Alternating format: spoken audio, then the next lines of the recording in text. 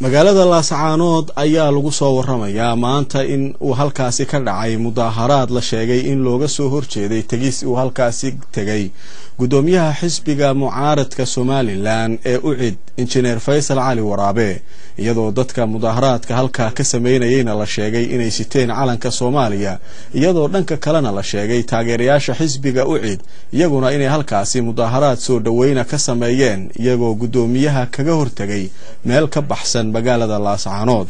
haddaba wararkii ugu dambeeyay booqashada injineer Faysal Cali Waraabe ee magaalada Laascaanood waxa inoo soo diray wariyaheena magaaladaasi Maxamed Shaqale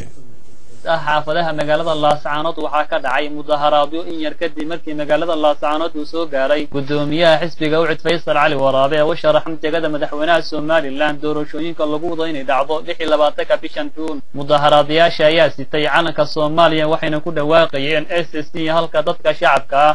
ee taagnaa hareeraha laamiga ay lahaayeen SSC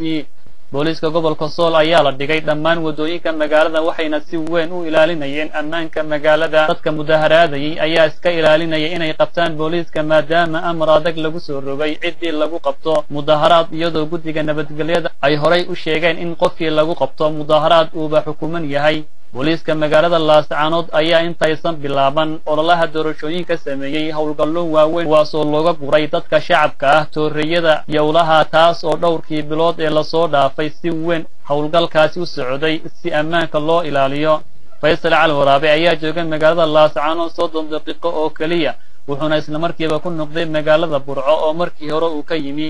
Faysal Cali Waraabe oo khudbad u jeediyay taageerayaashiisa ayaa sheegay inuu ku faraxsan yahay imaanshaha magaalada Laascaanood isaga oo sheegay inuu yahay musharrixii ugu horeeyay ee yimaada magaalada wuxuuna ammaan weyn u jeediyay taageerayaashiisa oo kaga hortagay meel magaalada xoogaa u jirta